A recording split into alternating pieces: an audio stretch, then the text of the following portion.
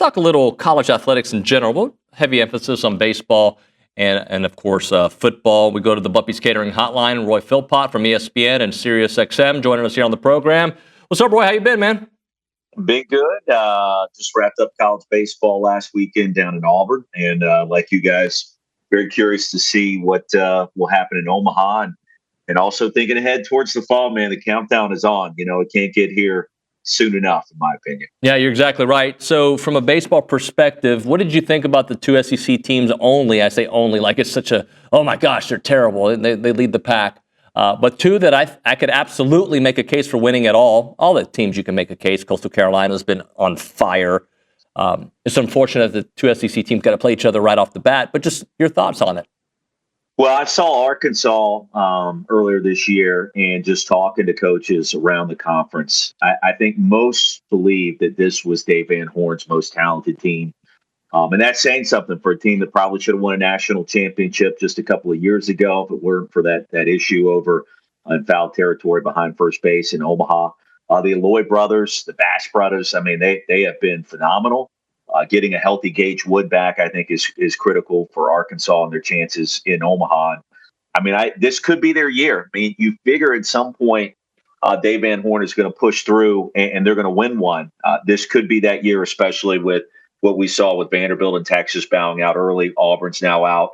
And just by the metrics, you look at, what they bring to the table along with LSU, and both of those teams are going to have a legitimate shot. But I think Arkansas, this is their best chance. And just talking to folks behind the scenes in the league, going back a couple of months, I think that this is Arkansas's best chance under his watch. So we'll see. I do like Coastal. I think Coastal Carolina, having seen them in Auburn sweep through that super regional, they've got the arms to do it. They've got the catcher to do it in Caden Bodine, and we'll see what happens. But, man, I'm excited to see how it unfolds up there in Omaha.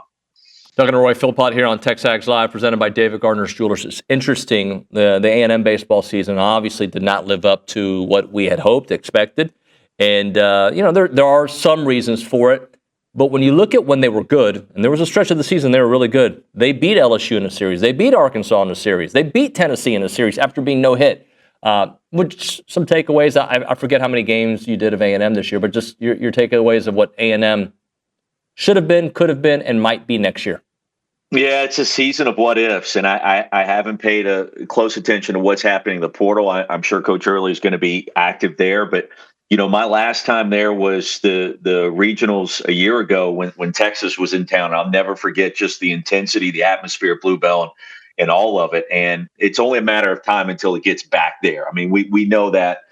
We understand that. But now it comes down to what occurs in the portal and how you're able to bounce back. And the good news is, in this day and era, you know it as well as anybody, the turnaround can happen, instantaneously. So I was surprised. I mean, just with the preseason expectations, the preseason rankings and everything, injuries didn't help out, but it's kind of hard to put your finger on exactly what went wrong. Baseball's a finicky sport too. Like, I hear that from coaches, and it's not popular. Like, there's just some years where you get a little bit unlucky, and you know what? If you're going to win the thing in Omaha, you got to have some breaks. We talked to a guy yesterday on Sirius XM that had won a national championship, and one of the things he focused on for 3 or 4 minutes in our interview was, man, you just got to be a little bit lucky. And sometimes baseball, an entire season doesn't go your way. And I would expect that they bounce back quickly. I mean, there's just too many people care about it. There's too much invested in it to where what happens one year, if it goes awry, you can bounce back the next year. And that would be my expectation for the Aggies next year after just a crazy year, man. It's hard to kind of pinpoint how it all went wrong. The Missouri series and just weird things happen. They'll get it fixed. You have to. Roy, I was listening to you yesterday, and I think it's interesting. We as talk show hosts, analysts, there's certain things we have to talk about that I don't love talking about. The politics of sports, if you will, the House settlement, what it looks like, and just how much of that is steering the conversation that you guys are having at XM and at Sirius XM, especially knowing that we're a month away from SEC Media Days and the other media days starting? Just how much of that is part of the fabric of what you guys are talking about? Yeah. I don't love talking about it. And I think what I said yesterday was, 3 or 4 years ago, the buzzwords were transfer portal, NIL. And I think I said the second that you would say that as a host, I think the natural inclination as a listener is just want to turn the channel because that's just not what you're dialed into and what you want to hear about. And the House settlement, I think, falls into that same category right now. And the nuts and bolts of it in the heart of the offseason are important, I think, for all of us to discuss. $20.5 million, 85% for the most part in the Power Four is going to end up going to the football programs, another 10% for men's basketball, 5% for women's basketball, and those percentages fluctuate. But then I think now the popular question is, and the conversation is, okay, how is that skirted with NIL and collectives, quote unquote?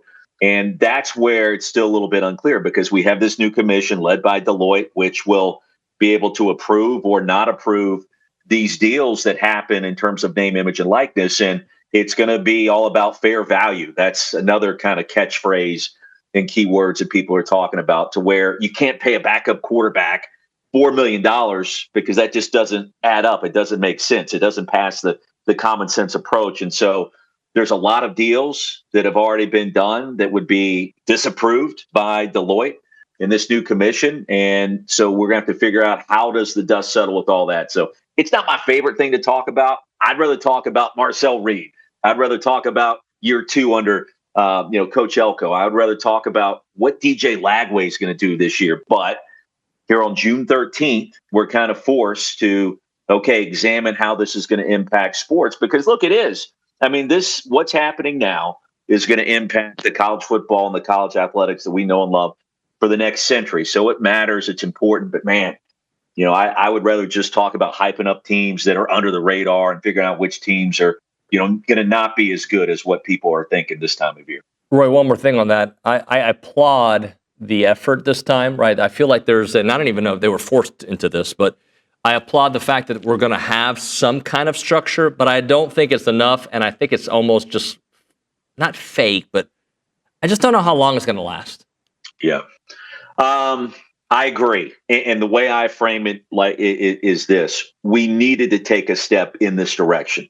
We've taken a couple of steps. We've needed guardrails. We've established the basic parameters and foundation for those at this point in time. So, look, you have to start somewhere. We're remodeling our house right now, and I talk to my wife all the time. Well, we got to start somewhere with this room. We have to begin by stripping down the wallpaper. We got to figure out what paint color we're going to use. We got to go buy the paint. Then we got to start painting. Like, we've stripped off the wallpaper now when it comes to, providing guardrails for NIL and figuring out like what it needs to happen first. We're probably on step 2 of 50, but at least we're walking down that road. And so I think that's progress. Is this commission, is Deloitte going to be the sole answer to all the issues that surround collegiate athletics?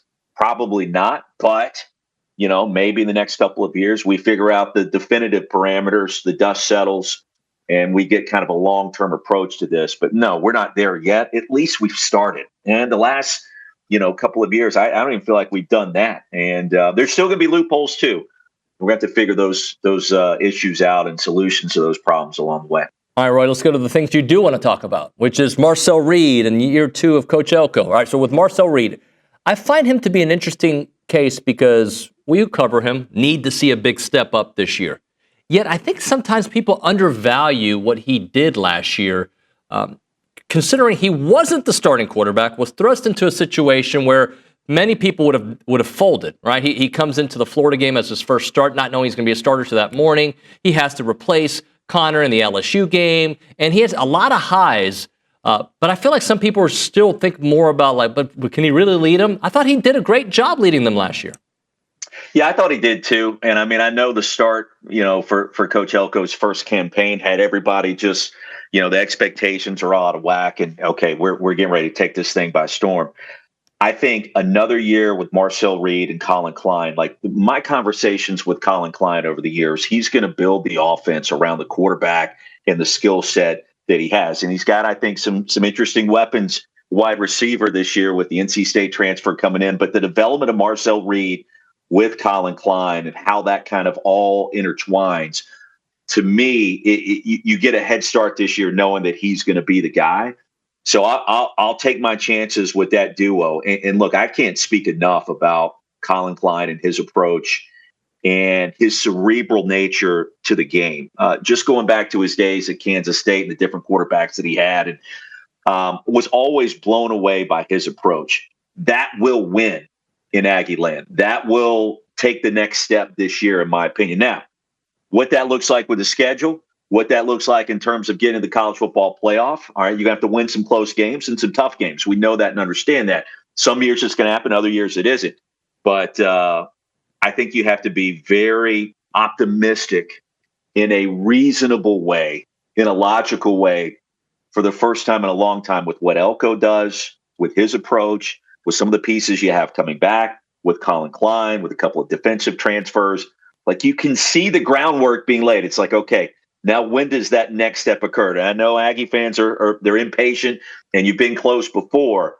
This is the right approach with Mike Elko, and those in college football know and understand that, and those that have spoken with him at length understand that. So very, very optimistic there. It's just, a break or two along the way, and this thing will get going the way that it needs to over the course of an entire season, not just in a 7-1 start. Roy, I'm going to give you, I think, a simple question, and you can take it however you want. Like, how many teams do you think can do well in the SEC when you are always playing your second and third string quarterback? So I'm going to say that to you, considering the last time A&M had a quarterback healthy for the entire season, which I know doesn't always happen, right? Or most of the season, was 2020. They used two quarterbacks in 21. They used 3 in 22. They used 3 in 24, actually 4, because Marcel Reed came in the bowl game and had to play. And then last year, you thought Connor was going to be your guy, and it was Marcel. They have not had consistency at quarterback, and I don't know if Alabama, Georgia, Texas, any of those would have been able to survive that as well. No, they wouldn't. I mean, really in football, it's just hard. And now in college football, I mean, just think about what we're seeing at Oklahoma. John Mateer and his offensive coordinator come in from Wazoo, and you've got guys and pieces moving. So if I'm a backup quarterback somewhere and I feel like I've got talent, and by the way, they all feel like they have talent, I'm moving. From one season to the next. And so that creates this issue where, a lot of times the talent shifts quickly, not only at quarterback, but at other positions. And so, you lose your guy. You're not going to be able to make a run to the college football playoff. Who was it that one year Ohio State did it with Cardale Jones and JT Barrett, and they went through like 3 different guys. I know that there's some people out there debating the era of the super team and teams are able to do it, and there's still some signs of that with some programs, but it's not like what it was 6 or 7 years ago when maybe it was Alabama, Ohio State, and Clemson that were kind of rotating around, and Oklahoma dabbled in a little bit, Georgia did. So, no, I mean, if you have multiple quarterbacks you're playing for an extended period of time in this era, I don't think it bodes well for you. So health at that position, consistency at that position. It goes without saying, we love college football. We love football in general. You've got to have it there at quarterback. But, I mean, now more than ever, man, if you're going to different guys and your chances of making the college football playoff, no, they're not going to be good. I'm high on Marcel Reed. I love what he brings to the table with the multiple skill set. And again, I'll go back to relationship with Collin Klein and I think that's where the fascinating part occurs for A&M fans this year. Collin Klein settling in. He's going to build this thing now that he's there and he's got his guy and he knows who it's going to be. Got to stay healthy. I'm excited to see what that looks like. I really am. A very crowded SEC if you consider that a lot of the quarterbacks are new, right? Most of the conference is new. So to me, and this is not an original thought, the quarterback that takes the step, maybe not even a huge step, the step is going to be the difference because we got questions at Texas, as good as Arch could be. We got questions at Georgia. We got questions everywhere when it comes to quarterback. For Georgia in particular, I'm curious what their offense is with Gunnar Stockton this year. And I'm curious if kind of some of the bumps along the road we saw last year at times offensively rear their ugly head a little bit more this year. I'm not as high on Georgia as others. I'm probably higher on Florida and DJ Lagway. Like, he has taken steps. Billy Napier has survived. They're a team that I believe that could take a giant step forward this season. Oklahoma, in a strange way, is another one. If you go back and watch what Wazoo's offense was about with John Mateer, like plug and play in the SEC, is that easy? No, we understand it. But I think Oklahoma, weirdly enough, could be a team position, as bad as last year was, to win a handful of more games and maybe give Brent Venables a little bit more stability. So OU and Florida would be one in terms of quarterbacks that maybe, I guess there is some buzz about it. And look, we'll be clear and more clear clearer, I should say, on the teams at SEC Media Days that people are, higher on than what they are at the end of last year. Florida and Oklahoma, to me, from what I've seen in my early research, I think are teams that are poised. LSU's opener at Clemson is going to be the one game I think so many people are talking about this offseason, in addition to Texas and Ohio State early. Garrett Nussmeier, his development. You mentioned Texas and Arch Manning. I don't think that just starts out and everybody's clicking on all cylinders, man. That is a high level of expectation that he's got to live up to right out of the gate. And Texas has to replace some guys. I know they're going to be one of the favorites. I get it. I'm playing the wait and see approach there. But surprise teams to me, OU, Florida, their quarterback play. Oklahoma's going to be vastly different. Just some early names and teams that I'm interested in. I think that they could take big steps this year. What's interesting about both Florida and Oklahoma, and hopefully not A&M, but maybe A&M, that they could be a better team than they were last year. But because of that brutal schedule, you may not see it. And what does that mean for Brent Venables? What does that mean for Billy Napier? Yeah, for Brent Venables, I think the seat is a little bit warmer.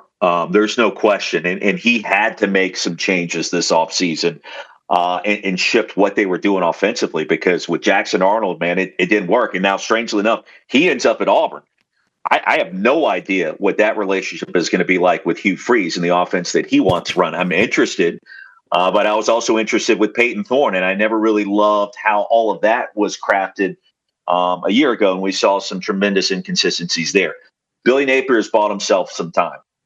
Brent Venables needs to win right now. He needed massive changes. You bring in a different offensive coordinator and a quarterback that worked together previously and put up big numbers. I like that. But you mentioned the schedule. And look, here's the one mistake all of us make this time of year when we start looking ahead. For teams that are going to surprise, the schedule has to help you out. For teams that we've got questions about, the schedule has to help you out. And when you look at it and you say, okay, wait a second, this looks like the most difficult schedule in the SEC, and I don't have any of these team schedules pulled up in front of me right now. But if you look at that and you see that, and it's just what you said, you could be an improved team and be sitting there at 7-5 and 8-4 at the end of the campaign. What good does that do you? So it's not an X factor. It's stone cold. It's what matters the most. What does your schedule look like? Because some of these things are built for you. Oklahoma 2 years ago, their schedule was built to win 10 games. We did their opener in Norman. We said it on the air. They went 10-2. It was constructed for that. Let's see in the SEC who has that most difficult slate. And then, you can kind of shine the light on, okay, this team could make a surprise run to the college football playoff. We get 12 teams in, so there's going to be a surprise or two in there from the SEC. Could it be Oklahoma? Could it be A&M? Could it be Florida? We'll wait and find out. But that schedule, I need to do a deeper dive on there and to see, who's got that realistic chance. To follow up on that thought, and it's just more of an extension, you look at a team last year like South Carolina, nobody was expecting them to take that big step up. And then is there a team that we perceive as this big step up, or is supposed to be a Titan? Maybe it's Georgia, right? That takes a significant step back. So that's the part that in June and July, we really don't know. I mean, I hate saying this. I'm not as high on Alabama right now. If you paid attention, and I love Kalen DeBoer. Had a great relationship with him during his time at UW in Washington. And this guy is a brilliant coach. But just you look at Alabama, it's not what it once was. And I think they're staring 9-3 kind of squarely in the face again. I think Georgia's kind of looking at that same number of wins versus losses again. Do I trust Gunnar Stockton the way, strangely enough, I trusted Stetson Bennett? No, I just don't. So, in my opinion, without looking at the schedules right now, Bama and Georgia, I think, have taken a step back towards the rest of the pack in the SEC. And then you mentioned a team like South Carolina. Lenore Sellers returns. I mean, this is a guy that's a dark horse contender for the Heisman Trophy. Dylan Stewart's back as one of the top edge guys in college football this year. Like, there's some pieces there. If they took the next step, they were a playoff team at the end of last year. I saw them at the end when they won at Clemson, and that team was poised, if they got in, to win a game or two in the college football playoff. You didn't want to see that team at that point in time. Didn't happen. They were left just on the outside looking in. So, but yeah, they were surprised at 9-3. If Georgia and Bama come back to the pack, A&M, Florida, Oklahoma, like, the door opens up a little bit more. And I think that that's real right now. LSU was in the same, LSU with its offensive firepower, Garrett Nussmeier, year 2 with their defensive coordinator coming in, trying to revamp that roster. Brian Kelly's been just out there telling everybody. He told us in the bowl game when they beat Baylor, all our chips are kind of pushed in the middle of the table for that season opener against Clemson on the road there in the ACC. And so, okay, the door's open for them to return to the college football playoff, and a big year for BK, I would say. And he's got the potential, the roster to do it. But yeah, you get me excited talking about this. Like I said yesterday on SiriusXM, I get really excited the Monday after the 4th of July. To me, it feels like college football season then, because then people like us start previewing media days. Yeah. Like, when you start previewing SEC media days and, like, what are your top 5 questions going to be in SEC media days? I start giving myself goosebumps, because that means college football is almost here. Roy, I do want to ask you one last question, the benefit of the doubt question. So in prior college football eras, Georgia and Alabama, Texas would get the benefit of the doubt because they reload. I'm curious what your thoughts are in today's frameworks, especially with what's coming ahead. Are these teams going to continue to get the benefit of the doubt because of history? Like, what is history going to say about it? Knowing that, yeah, you lost 14 guys to the NFL draft, you lost these guys to the portal, it is not a guarantee in today's world that you have the depth and the young guys to fill it in. Look at what happened at Florida State last year, right? I mean, they go from undefeated 13-0, they just missed the playoff, and then they go to 2 wins the next year. They received the benefit of the doubt at ACC media days last summer, and then they essentially finished in dead last in the conference. So the benefit of the doubt with some programs is realer, for lack of a better word, than others. I don't trust Florida State right now, and that's not that they can't turn it around quickly. Mike Norvell has done that there. I trust teams, more like Texas and what Sark has done with the quarterbacks that they've been able to bring in. They're probably going to be, one of the favorites in the SEC this year. I don't trust Georgia as much, but they fall in the category of, you trust them a lot more than Florida State. And Kirby hasn't leaned on the portal as often. So, like, you feel like still right now that they're maybe on the back end of this run that they've been on. Alabama, no, they've taken 2 or 3 more steps backwards after Nick Saban until Kalen DeBoer proves otherwise. And like I said, I trust him as a coach and as a tactician as much as anybody, but it's just not the same roster.